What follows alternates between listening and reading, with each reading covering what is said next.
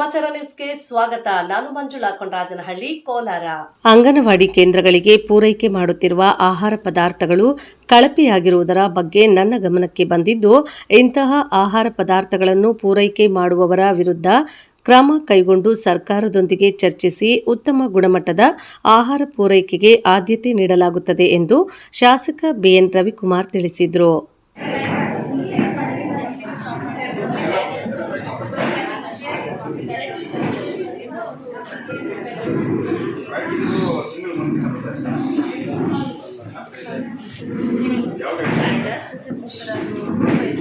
ಅಂಗನವಾಡಿ ಕಾರ್ಯಕರ್ತರಿಗೆ ಸ್ಮಾರ್ಟ್ಫೋನ್ ವಿತರಣಾ ಸಮಾರಂಭದಲ್ಲಿ ಭಾಗವಹಿಸಿ ನಂತರ ಅಂಗನವಾಡಿ ಕಾರ್ಯಕರ್ತೆಯರ ಕುಂದುಕೊರತೆಗಳನ್ನು ಆಲಿಸಿ ಮಾತನಾಡಿದ ಶಾಸಕ ಬಿಎನ್ ರವಿಕುಮಾರ್ ಅವರು, ಅಂಗನವಾಡಿ ಕಾರ್ಯಕರ್ತೆಯರ ಸಮಸ್ಯೆಗಳನ್ನು ನಮ್ಮ ಗಮನಕ್ಕೆ ತಂದಾಗ ಮಾತ್ರವೇ ಸಮಸ್ಯೆ ಪರಿಹಾರ ಕಂಡುಕೊಳ್ಳಲು ಸಾಧ್ಯವಾಗುತ್ತದೆ.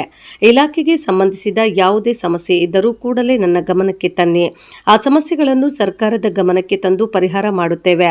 ಮಕ್ಕಳ ಭವಿಷ್ಯವನ್ನು ನಿರ್ಮಾಣ ಮಾಡುವ ಜೊತೆಗೆ ಆರೈಕೆ ಮಾಡುವ ಜವಾಬ್ದಾರಿ ನಿಮ್ಮದಾಗಿದೆ ಎಂದರು. ವರದಿ ಮಳಮಾಚನಹಳ್ಳಿ, ಗೋವರ್ಧನ್.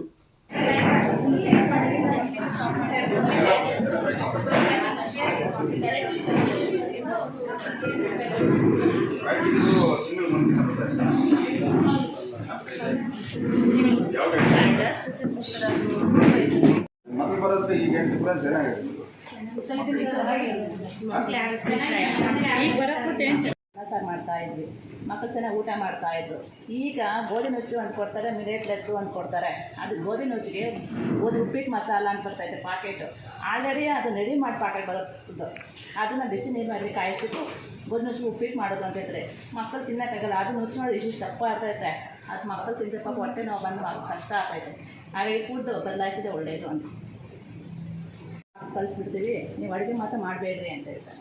ಅನ್ನ ಸಾಂಬಾರಿಗೆ ತರಕಾರಿ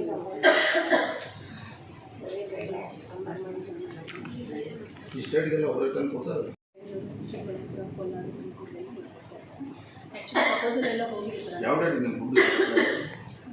ಸರ್ ಆ್ಯಕ್ಚುಲಿ 15th ಆಗ್ತಾ ಇದೆ ಸರ್. ಇವಾಗ ನಾವು 5ನೇ ತಾರೀಕು ಹಾಕ್ತೀವಿ ಸರ್. ಅವ್ರ ಕೆಮಿಕಲ್ ರಿಪೋರ್ಟ್ ಕೊಟ್ಟು ಕನ್ಫರ್ಮ್ ರಿಪೋರ್ಟ್ ವಾಪಸ್ ತಗೊಂಡ್ರೆ 15th ನೆಕ್ಸ್ಟ್ 30 ಅಂತೊಳಗೆ ಒಂದು ಸ್ವಲ್ಪ ಆ್ಯಕ್ಚುಲಿ ಹೆಂಗಂದ್ರೆ ವರ್ಕರ್ಸಿಂದ ಎರಡು ಕಡೆಯಿಂದ ಹೋಗಿದೆ ಸರ್ ಕಂಪ್ಲೇಂಟ್. ಸೊ ಚೇಂಜ್ ಮಾಡಿ ಗೋಧಿ ನುಚ್ಚು ಉಪ್ಪಿಟ್ಟು ಮಸಾಲೆಲ್ಲ ಚೇಂಜ್ ಮಾಡಿ ಮಾಮೂಲಿ ಆಗಿದೆ. ಸೊ ಅದು ಡಿಸಿಷನ್ನು ಅಲ್ಲಿ ಡಿಪಾರ್ಟ್ಮೆಂಟ್ ಕಡೆಯಿಂದ ಆಗ್ತಿದೆ ಸರ್. ಇವಾಗ ಏನು ಮಾಡಿದ್ದಾರೆ ಅಂದರೆ ಅಲ್ಲಿಗೂ ಅನ್ನ ಸಾರು 12 days ಮಾಡಿದ್ದಾರೆ. ಇನ್ನು ಮಿಕ್ಕಿದ 9 days ಗೋಧಿ ನುಚ್ಚೆ ಮಾಡಿದ್ದಾರೆ.